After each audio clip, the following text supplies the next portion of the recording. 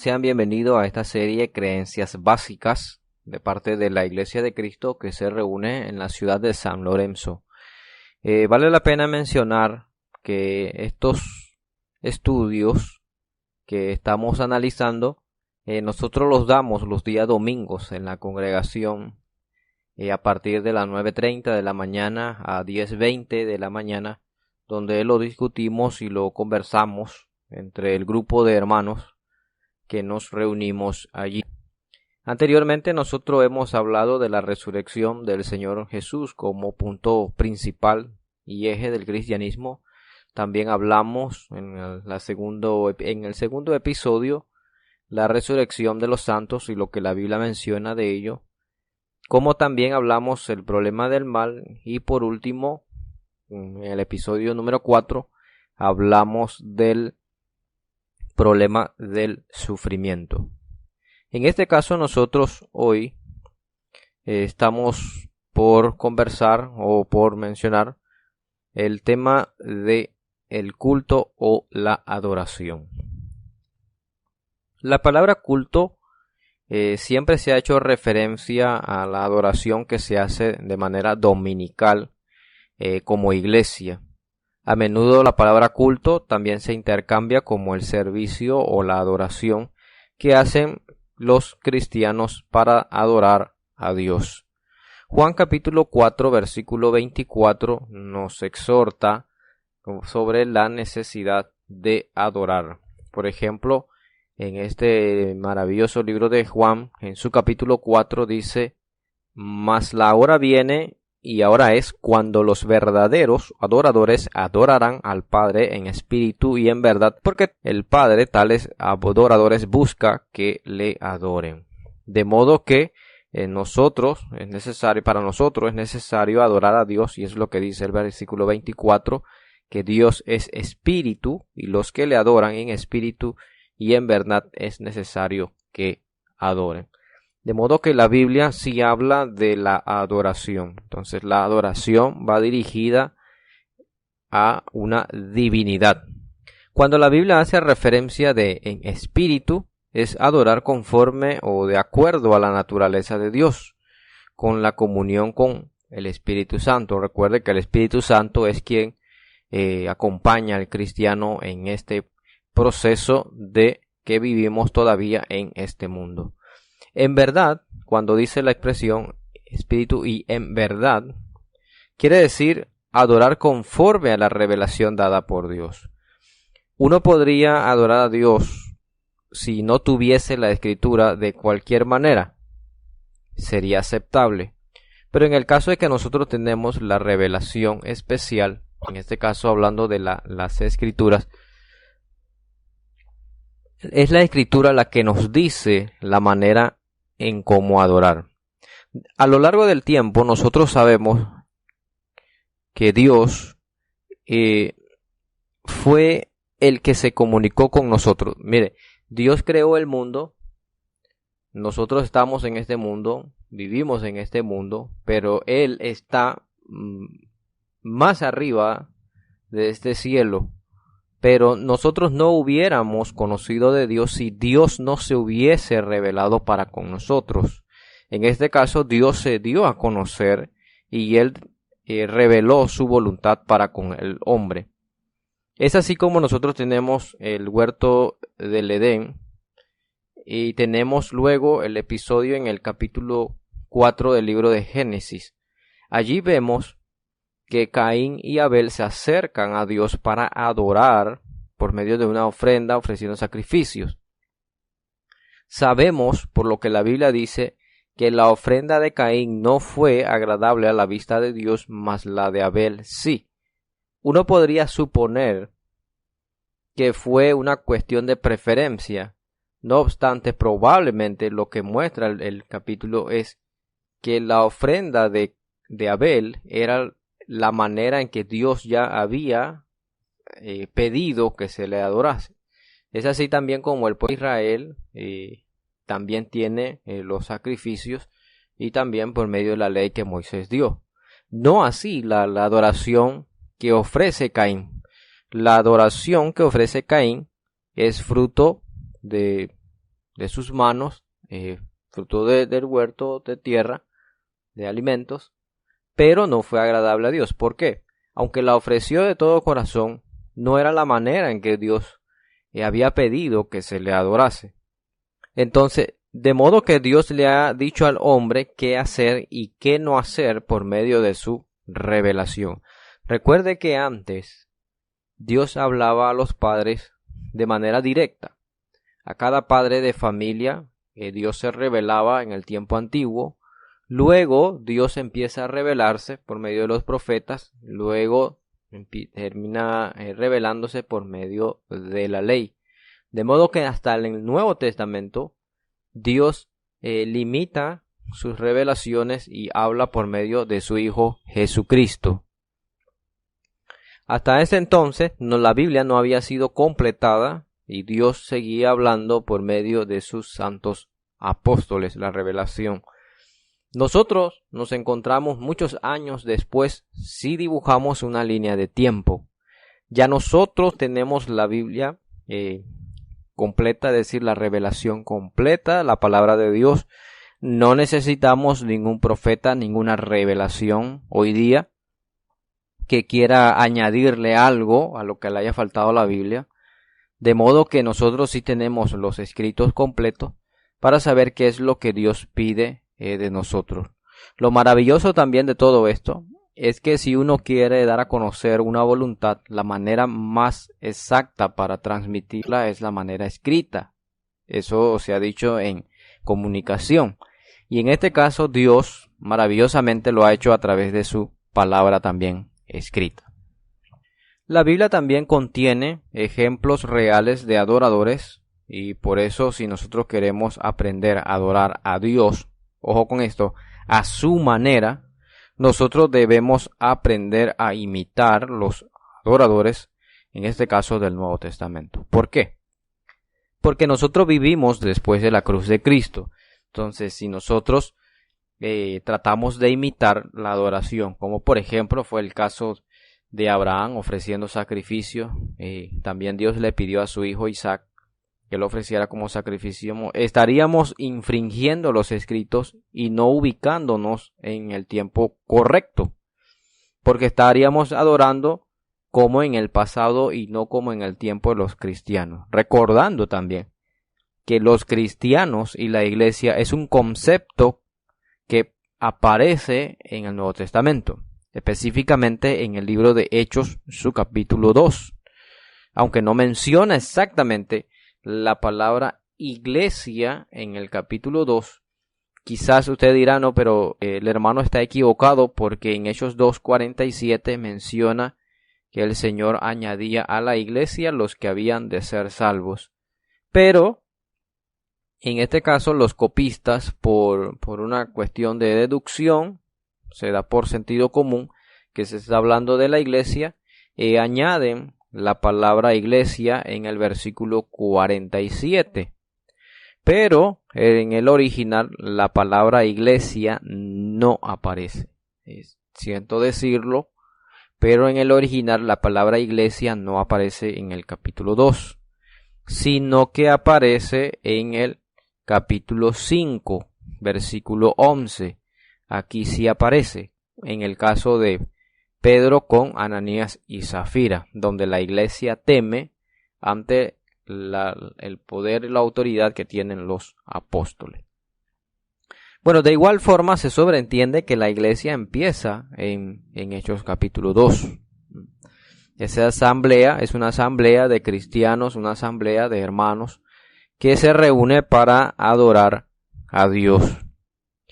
Recuerde también, mire, es muy importante que nosotros también tengamos en mente lo siguiente. Cuando la iglesia da su inicio en Hechos capítulo 2, había hermanos que vivieron esa transición del judaísmo al cristianismo. Hermanos como por ejemplo los del capítulo 1, Hechos capítulo 1, que eran los 120 que estaban reunidos en Jerusalén, cuando Pedro y el resto de los apóstoles llaman y convocan a todos para elegir el sucesor de Judas. Se recuerda que Judas traicionó al Señor y terminó ahorcándose. Era necesario el número de otra vez de los 12, y escogen entonces a Matías, quien es contado con los 11 apóstoles.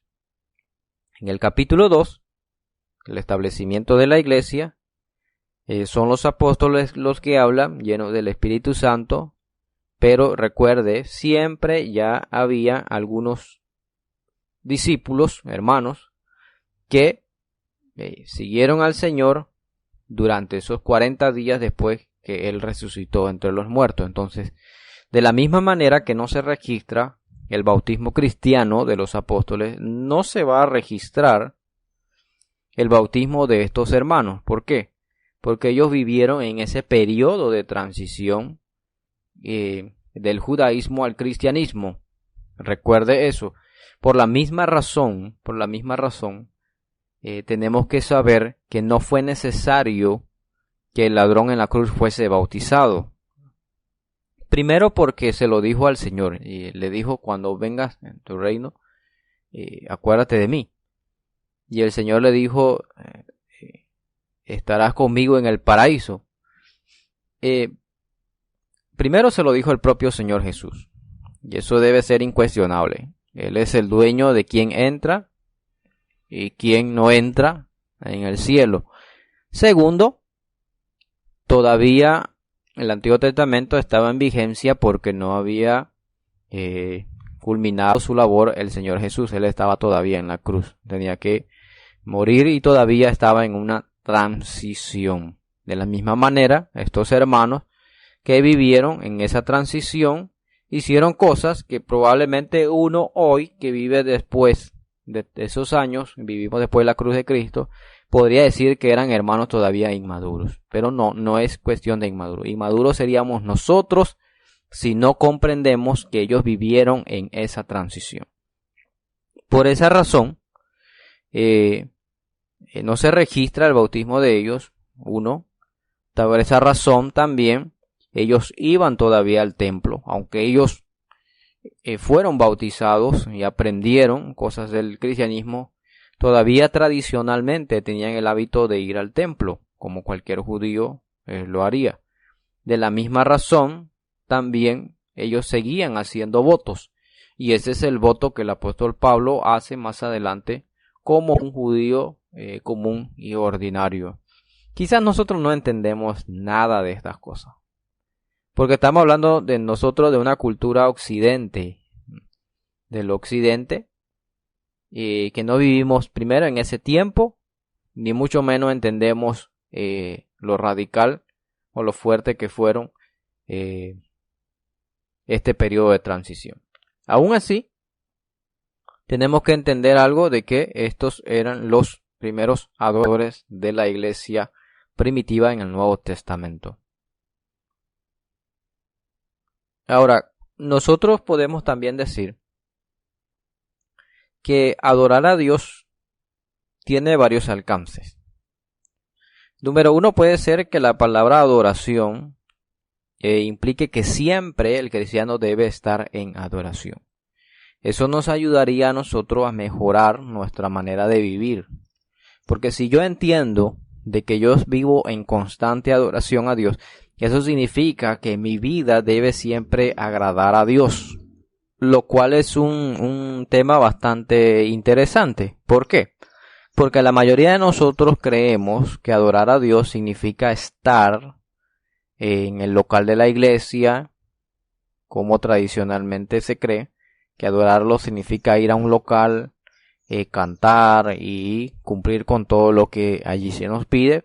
Pero una vez puestos los pies fuera de ese lugar, creemos que allí ya no estoy en una vida de adoración. Pero eso es falso. El cristiano está en una vida constante agradando a Dios las 24 horas del día. También culto a adoración hace referencia a un día específico, y es el día que la iglesia se junta para adorar. ¿Cuándo lo hace? La Biblia menciona que los hermanos se reunían el primer día de la semana. Hechos capítulo 20, versículo 7 dice que ese fue el día en que los primeros cristianos se reunían para partir el pan. Note también que en este mismo día, primer día de la semana, fue el día en que el Señor Jesucristo resucitó de entre los muertos. De manera que tiene sentido que ese mismo día entonces los hermanos se reunían para partir el pan. También ofrendaban, 1 Corintios capítulo 16, versículo 1 y 2. Y también ellos cantaban a capelas, Hebreos capítulo 13, versículo 15. También ellos oraban y también participaban de la enseñanza.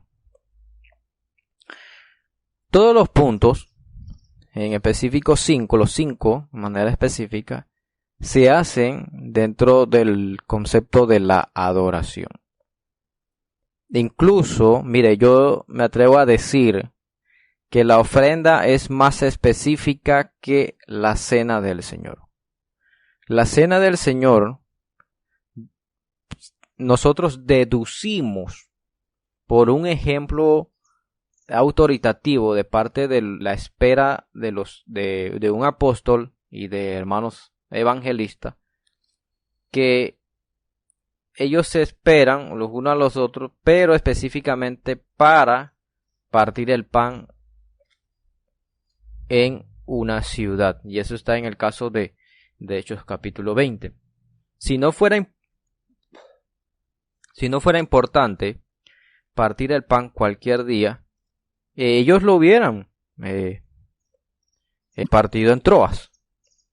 No obstante, se quedaron allí para esperar hasta pasados los 7 días para partirlo el primer día de la semana.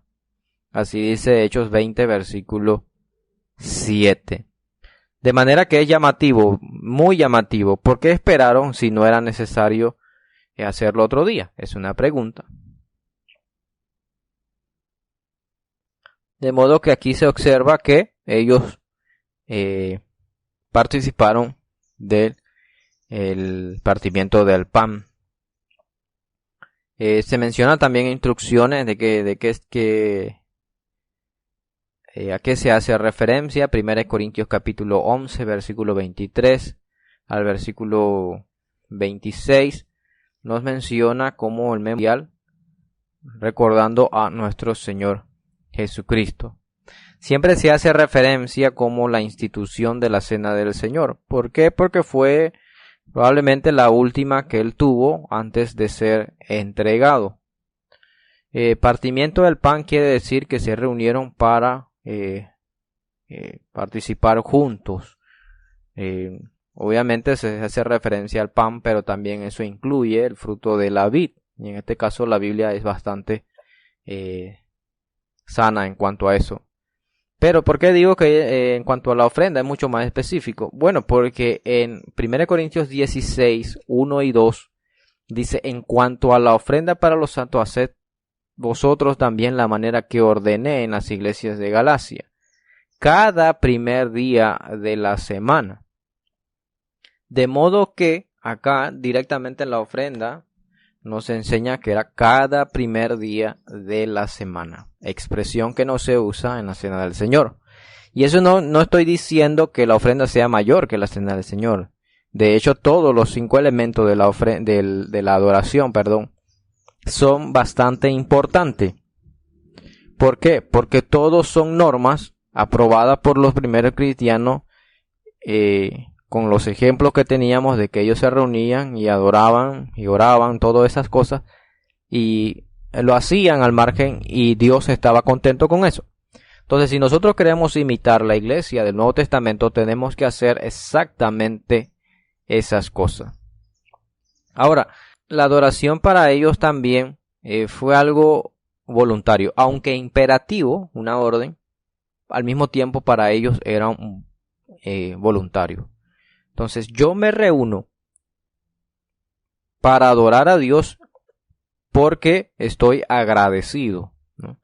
nosotros adoramos a Dios por agradecimiento. Y gloria a Dios por ello, que es el primer día de la semana.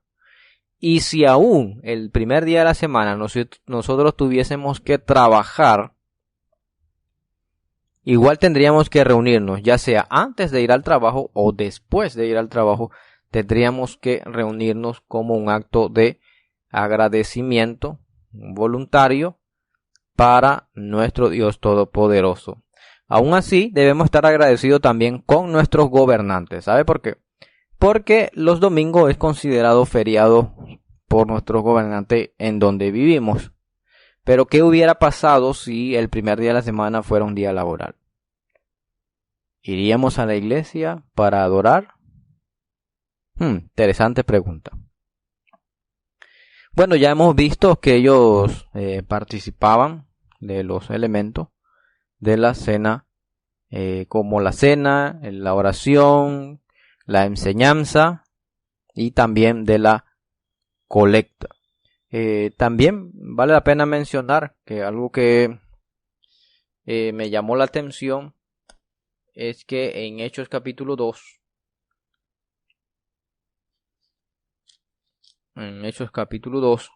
cuando habla de que los hermanos participaban juntos, dice, perseveraban en la doctrina de los apóstoles, en la comunión unos con otros, el partimiento del pan y las oraciones.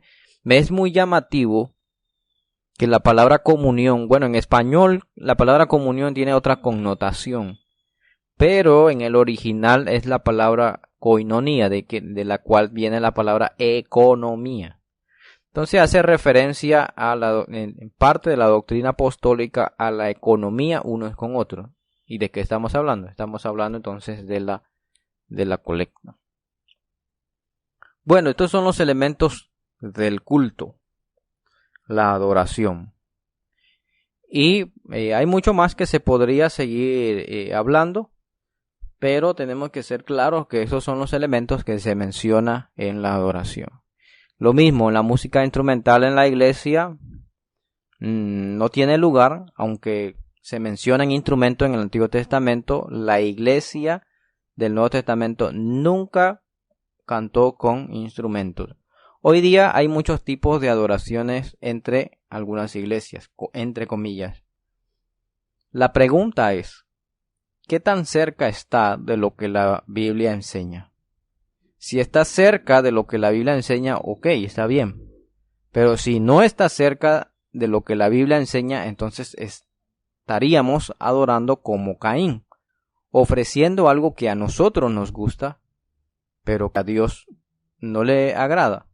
Entonces, para adorar a Dios, no debemos adorarlo de la manera que a nosotros nos guste. Lo que nos gusta no significa que a Dios le guste. ¿Sí? De hecho, puede que a mí me guste algo, pero es un pecado. A Dios no le agrada. Entonces, si yo quiero adorar a Dios, debo hacerlo a la manera como la divinidad o como Él quiere que se le adore. Las cosas no son como uno siempre quiere, sino como Dios dice. Esa es la razón principal que nosotros debemos tener siempre que queremos acercarnos a Dios. Debemos buscarlo de la manera que Él nos ha dicho. Bueno, aquí terminamos este breve mensaje, breve estudio, podcast de el culto. Que Dios le bendiga.